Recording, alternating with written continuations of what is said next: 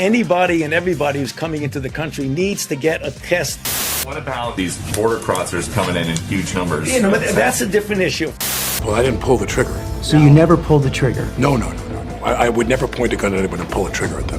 The Women's Tennis Association announced Wednesday it will suspend all tournaments in China immediately.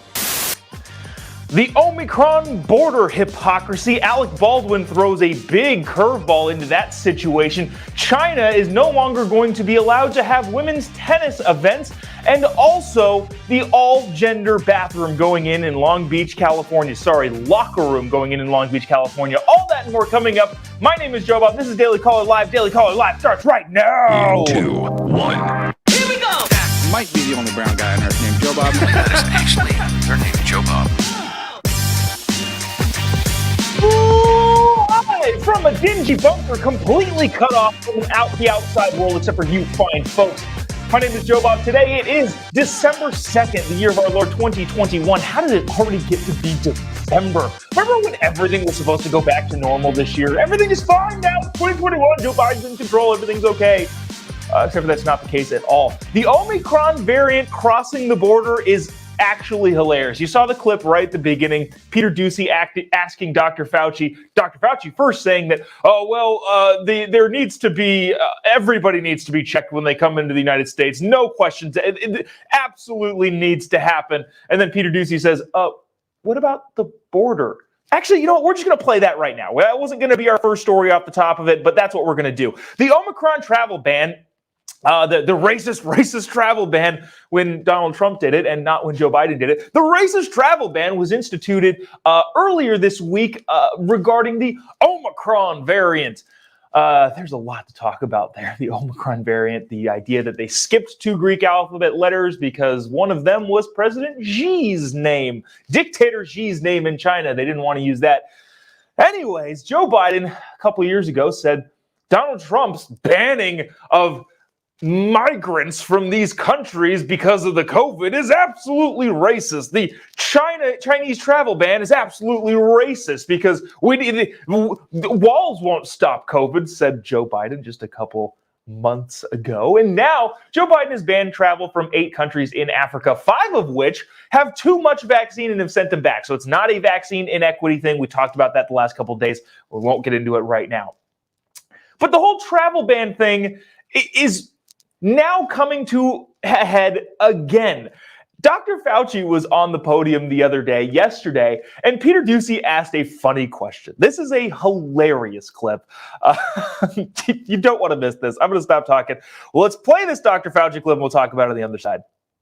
Or people coming into this country, does that include everybody? The answer is yes, because you know that the new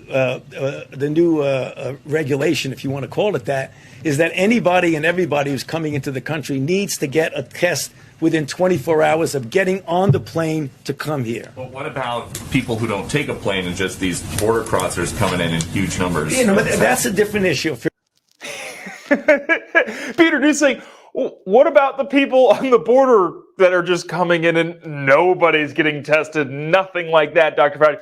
That's a different issue. We won't talk about that. Remember, 150 to 200,000 people are crossing the border every single month in the United States. That's the highest it has ever been in the history of recorded illegal border crossings. But that doesn't count. That stuff doesn't count. If you're on a plane, then you have to get tested and get vaccinated and all that sort of stuff. But not if you cross the border from the south. It was pretty funny last month when the Biden administration announced that people can travel internationally. We're going to accept international travel now that people can show that they have the COVID shot, which is hilarious because the borders have always been open. Every single day since Biden took office, the borders have been wide open, and we're seeing the result of it as the border it's been completely overrun by people just coming across. So whether or not they get the vaccine or whether or not they get the COVID shot, if you walk across the border, it's totally fine.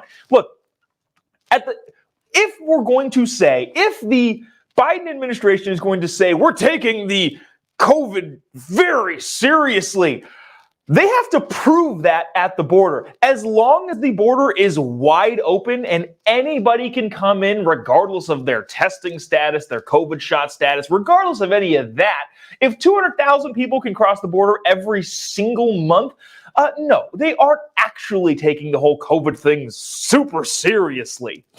But this is also interesting regarding the border. If you recall, March 2020, Joe Biden, sorry, little sniffle there. If you recall, March 2020, then presidential candidate Joe Biden tweeted this: Donald Trump's Remain in Mexico policy is dangerous, inhumane, and goes against everything we stand for as a nation of immigrants. My administration will end it. And they did. Here's the thing. This is out today. U.S. and Mexico reached a deal to restart Trump-era Remain in Mexico program along the border. Announcement planned for today with implementation likely next week. How it started and how it's going. Joe Biden again tweeting, the Remain in Mexico policy is inhumane. We cannot have it. We'll end it. Holy cow, it's actually getting way worse. Maybe we need to put it back. Look, the whole, not to get into this whole other tangential thing, but it's becoming clearly evident how the emotional component of the orange man bad overtook the logical side of policy in the United States of America. People wanted everything that Donald Trump did. They just hated reactionary hate for anything that President Donald Trump did. And now all of a sudden you realize, oh, well, that actually was working. So maybe we shouldn't have just completely denounced it just because he did it. But I want to move on to this. Have you heard about this? This is a big story. Big story. All gender locker rooms going into a high school in Long Beach, California. You know what?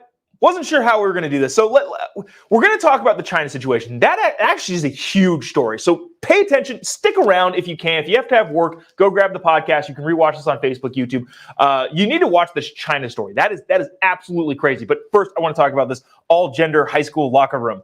Oh my goodness. This is, first things first, I'm trying to picture 14, 15-year-old me. This is simultaneously the best day of my life and also the worst day of my life, as I don't want people watching me change, let alone girls watching me change in the locker room.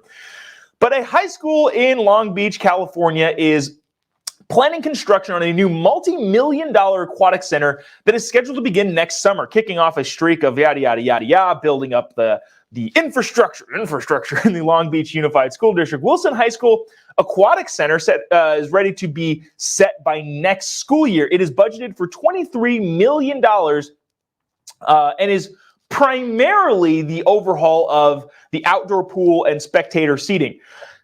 However, they're also, rather than having locker rooms for boys and girl students, they will use the same facility no matter the gender identity. Construction of the Wilson High School new multi-million-dollar aquatic center is scheduled to begin next summer, yada, yada, yada. But parents are having growing concerns of the all-gender high school locker room. You don't say. Parents are concerned about the all-gender locker rooms in their high school? There's a couple tweets I saw about this, that high school students want this. Yeah. Duh, have you met a high school kid? There's a reason we don't allow them to vote. But of course, yeah, the opinions of the high school students at this stage in their life does not matter to me whatsoever. The parents, on the other hand, rightfully so, have growing concerns over the idea of having an all-gender bathroom in their high school for their sons and daughters to go to. So, look, the complex is being built to have an all-gender bathroom. This is a part of this whole super woke, everything is okay. Everything is okay. Last night they had a live stream to the YouTube, the school board did, discussing the new all-gender bathroom. Interestingly enough, the comments were not exciting at all because it was all virtual. And could feed out all of the different things going on.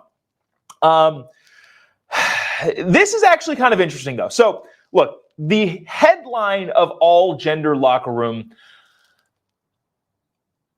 is obvious. It is what it is. You hear that and you go, holy cow, the what? But as long as we're being fair here, and again, I don't think this is a good idea. I'll come to that. I'll come back to the fact that I don't think this is a good idea. I want to blow this picture up so you can kind of see the outline of it. The whole locker room area, anybody can go into this, girls, guys, anybody can come into this locker room whenever they want. But if you see all the green things, those are stalls to have students change in. The locker room will include 58 individual changing stalls, as well as individual stalled showers and restrooms. So what it would seem like is that everybody is being separated regardless of anything. Everybody is having a changing stall and a shower stall and a bathroom stall. Everything that you would do, that you would just do in a normal locker room, is now in stalls. I think I was probably the last generation of junior high / high school student to change openly in a locker room. I think that is kind of fizzled out. And whether or not you think that's a good idea, I've been convinced that that's probably necessary. And the reason for that is that everybody has a phone in their pocket, and I wouldn't want my kid changing in a locker room where some punk kid can videotape him or her and put that on the internet. Now that's out there forever. Now, is that illegal? Yes, it is. But does that say that wouldn't happen? Kids are kids, and kids do dumb things. So I understand the idea of my age group, I'm 30, would be the last generation to change openly in a locker room. Now everything is going into stalls. Having said that, does that mean that a girl should be in a stall right next to a guy in a stall? Absolutely not. Can there be people that go into those stalls together, separated? Yeah, that should be a huge concern. So should locker rooms be cohesive? Because, well, everybody's going to be in their own stall. That's totally fine. I still don't think that's a good idea. Do I think stalls are probably a good idea, especially in the age of modern technology and cell phone cameras and Snapchat and Twitter and Instagram and all of your social media platforms in which a person who's changing in the locker room can be filmed? Yeah, I think the stall thing might be a good idea. That is not to say, though, that girls and boys should be changing right next to each other and maybe one of them sneaks into the other stall because they're already in the room to begin with. I think it opens up a can of worms that you don't want. And I think the stall idea might not be a bad idea, but putting girls and guys, 15-year-old, I don't know if you remember what it's like to be 15, but we'll leave it there. 15-year-old, 16-year-old girls and guys in the same locker room seems like a bad idea. And if it's because of the whole wokeness, it's ridiculous. They're spending $23 million on this overhaul of this locker room.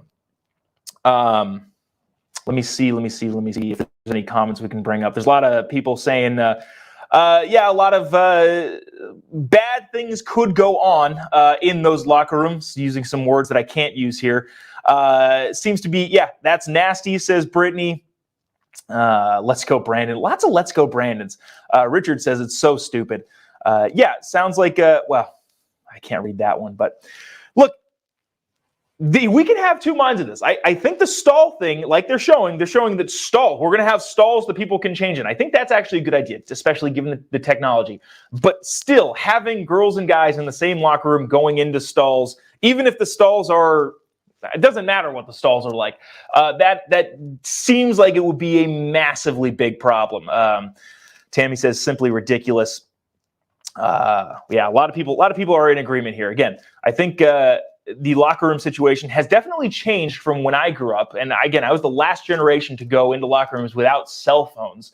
So I think there needs to be some sort of overhaul to the locker room and how they work, how they function nowadays. But putting girls and guys, high school girls and high school boys in the same space, regardless of whether or not they're in individual stalls, seems like a bad idea. We'll leave that there. I got to get to this. This is an important story. People like to get worked up over this bathroom stuff, like to get worked up a bunch of the domestic stuff, but this sort of thing actually matters. International women's tennis, not something we cover usually, but this actually matters. What is going on in China is important, and the world needs to see it because China wants to take over the world, and that's not hyperbole. They've said it. President Xi, dictator Xi, said in his 100-year communist anniversary that's China's goal. Our goal is to take over the world. They're trying to take over Taiwan, in which case they would have a huge leverage over the semiconductor market and then move on to the rest of the world. And the world needs to decide whether or not they're going to be on China's side or on the US's side. And this is a huge component in this. If you're not following this story, just a quick recap. Actually, you know what? I'm going to play the video and then fill in some gaps. This is from Reuters talking about the situation going on in China regarding women's tennis and what they're doing. The Women's Tennis Association announced Wednesday it will suspend all tournaments in China immediately. The decision could cost the WTA hundreds of millions of dollars in broadcasting and sponsorship. It comes after sexual assault allegations levied by top Chinese player Peng Shuai against a former top official, Zhang Gaoli, who was once a vice premier in Beijing. Shuai's nearly 3-week disappearance sparked global concern both for her whereabouts and the safety of other players in China. She's since reappeared at various events, according to photos and videos posted by state media, and said she was safe in a phone call with International Olympic Committee President Thomas Bach. But that hasn't allayed the concerns of the WTA, which has called for a full and transparent investigation without censorship into Shuai's allegations. Neither Zhang nor the Chinese government have commented, and the topic has been blocked on China's heavily censored internet. The Chinese embassy in Washington did not immediately respond to a request for comment. While the WTA's decision was applauded by many current and former tennis players, it could come at a heavy cost. The WTA began aggressively expanding into the Chinese market just before the 2008 Beijing Olympics. So, just to fill in some gaps or recap this really quick, this tennis player, Peng Shuai, accused or put out, I think it was a tweet or whatever the Chinese equivalent to a tweet was, accusing one of their top Chinese officials of sexually assaulting her when she was a child. That tweet was left up for 30 minutes, and then it was taken down immediately by the Chinese state government. Then she went missing for 3 weeks. And for those 3 weeks, people were like, what's happening? Somebody who's pretty active, pretty prominent face in modern culture just goes radio silent for 3 weeks, and people were concerned about her safety. So she since has made a couple public appearances, according to videos and photos, since that disappearance, but it's still it still looks very fishy. She had a call with the IOC, the International Olympic Committee president, saying, "Oh, I'm fine. I'm okay. Everything is okay." But that comes just months before the Olympics kickoff in Beijing. So, I don't know, reason would tell you that call was pretty much set up to make sure that they didn't yank the Olympics from China. We'll get to why I think we should boycott the Olympics in China. Actually, this is a whole reason of why I think we should boycott the Olympics in China. Hashtag boycott Beijing 2022. But this is what we're dealing with on an international scale. China, a culture in which a female athlete accused a top Chinese government official of sexual assault, then gets completely taken off the radar, gets disappeared for 3 weeks. Nothing from any of her social media accounts, no contact with people who have any contact with her, nothing for 3 weeks, completely underground, because she dared to criticize the Chinese Communist Party and its leaders. And again, for something that seems pretty terrible, if you want to talk about setting cultural norms here, that's one of the big Chinese government officials was accused of sexual assault, and instead of investigating it thoroughly, the Chinese government took the accuser offline for 3 weeks. A lot of people feared for her life. I want to play this, though. So she had a call with the IOC chair, not the WTA chair, the Women's Tennis Association's chairman. She has not talked to him. She talked to the Olympic Committee chairman. Again, the Olympics are happening February 6th in Beijing. This is what the Women's Tennis Association president said regarding, so now the Women's Tennis Association says we're banning all events. No, we can't trust that the Chinese will provide safety to our women tennis players, especially those who have voiced support for Peng Shuai. So they're saying we're out. We can't do it in China. This is what the WTA Women's Tennis Association president had to say about that. If the Chinese authorities weren't going to treat these allegations seriously, and we weren't able to have direct contact with Peng, we were prepared to pull our business. The statement, I think, reflects that what we said is true. We're planning to suspend our events until such time that the Chinese authorities do the appropriate thing. We're hopeful that they will. We'd like to continue our business in the region. We've had a lot of success, and we have a lot of friends and good partners in the region. But as we've also said before, this is about the principles we stand for and the principles of women. That is the president of the WTA talking about why they're not going. He's talking about this is if you want to talk about feminism and women's rights, this is a huge violation of women's rights by the state government of China. And the WTA is right to ban all events from China until they can prove that their players are going to be safe there. Again, a prominent Chinese tennis player accused one of the top Chinese government officials of raping her when she was a kid. And instead of investigating that official in China, they took her completely offline. She just got disappeared for 3 weeks. Thankfully, she's still alive, but that is the culture that we're fighting in China. Yet they're going to hold the Beijing Olympics in 2024. Jay says, stop buying stuff from China. Couldn't agree more. If you can help it, stop buying product from China, because there's going to be a massive decoupling of economies when it comes to, given the fact that China is, what's the term? The Thucydides trap. The dominant superpower and the rising superpower almost always go to war. What does that war look like in the modern age? I don't actually know. Maybe it's cyber warfare, maybe it's actual military conflict. But the two battling superpowers almost always go to war together. And right now, the US economy and the Chinese economy are so intertwined, we're going to have a pretty difficult uncoupling of those two sectors over the next couple of years, because it needs to happen. And by needs to, I mean, there's no way to avoid it, especially given the talk coming out of your Chinese government officials. But we'll keep an eye on this. Again, the Women's Tennis Association has completely banned all of their events in China regarding this Peng Shuai incident, and rightfully so. And again, I think this should go to the Olympics. There's no way we should give China the platform of having the Olympics, especially right now. And it doesn't mean that we need to screw the athletes. The United States, Joe Biden, seriously, come out and say, and I will give him praise for this, come out and say, hey, we are not sending our athletes to China. Instead, we're going to we're going to come here to the United States. We're going to put on the Olympics. Anybody who wants to come, any participating country that wants to come here. We're going to have the Olympics here. What do you need to have the Olympics? You need a city with Los Angeles would do just fine. A city with multiple sports venues, a couple big universities that also have their sports venues. We can pull it off. We can have the Olympics here if we wanted. I would urge President Biden, please do something. Somebody do something. But at this point, it doesn't seem like we're going to pull out of the Beijing Olympics. Women's tennis did. I think we could do it.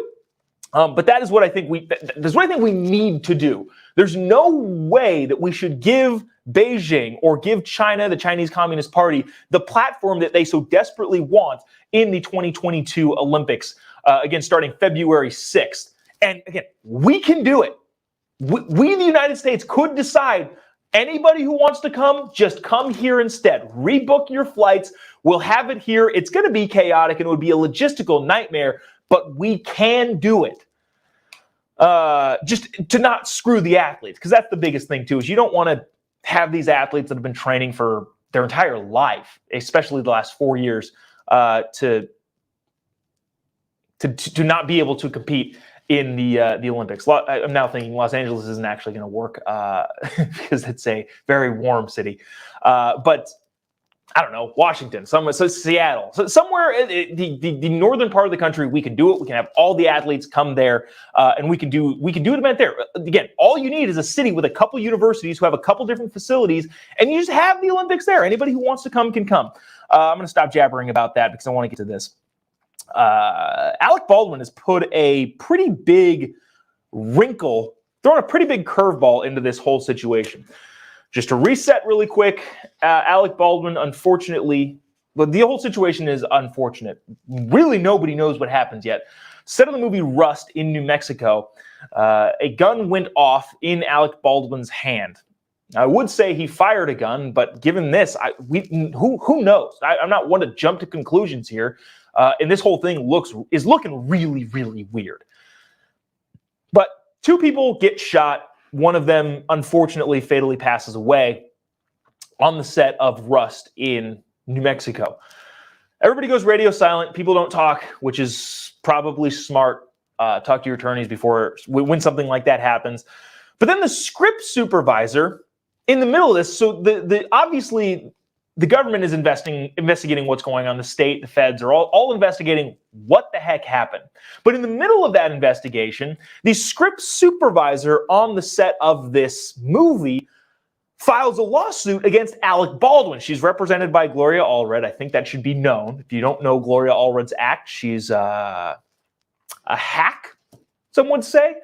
Your modern day Michael, or the modern day equivalent would be a Michael Avenatti or a Benjamin Crump.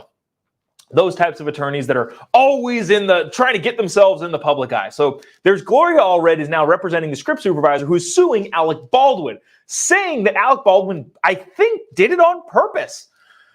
Which we don't really know anything. The investigation hasn't come out. We don't actually know any of the details what actually happened. But then this interview is coming out tomorrow.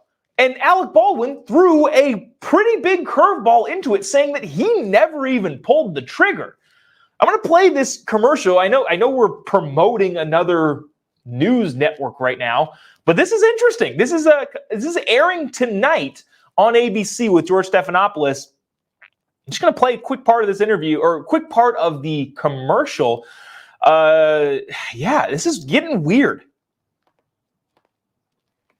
She was someone who was loved by everyone who worked with and liked by everyone who worked with and admired.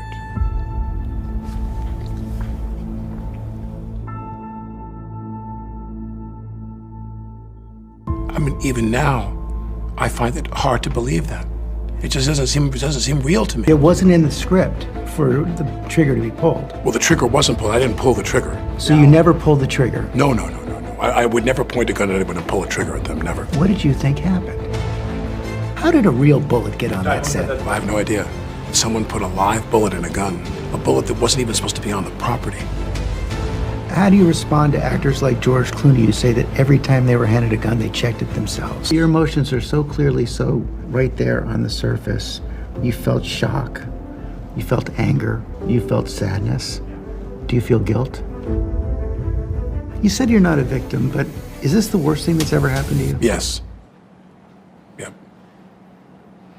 Yeah. Because I think back and I think of what could I have done.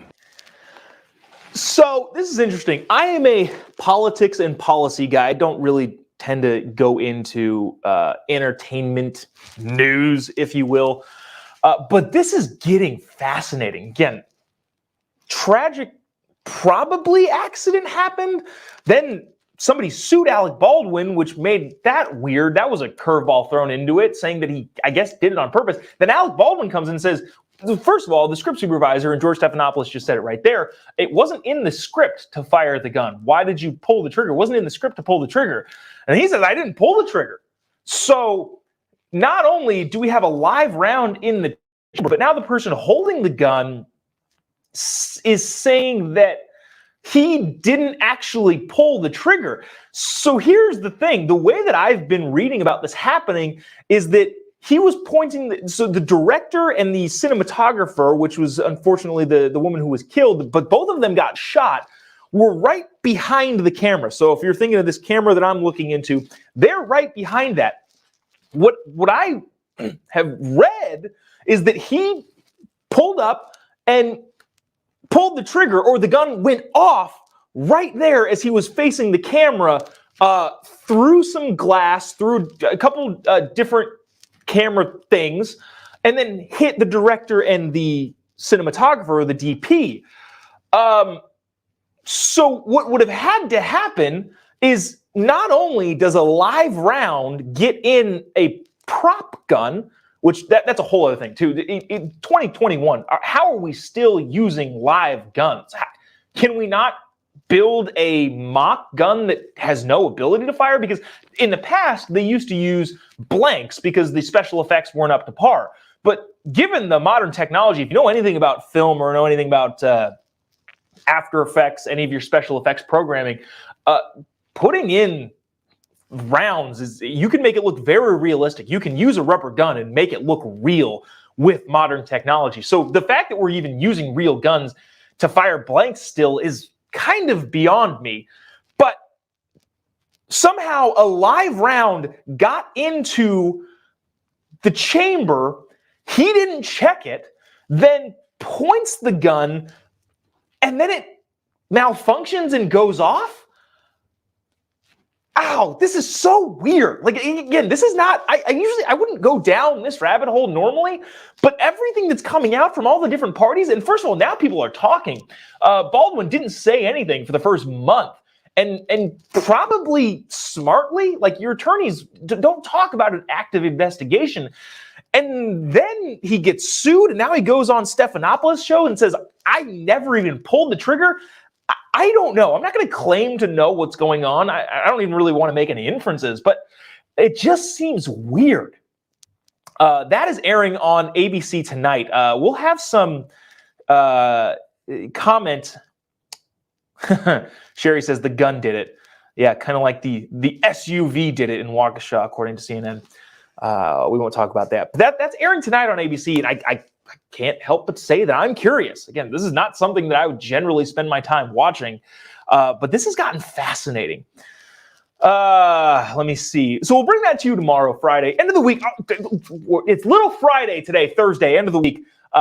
We will have a great show tomorrow. I'm going to pull as much of this interview as I can to bring it on tomorrow, because I know a lot of people have, at least in here, said that they're interested too. Again, not something I would generally cover, but this is getting fascinating.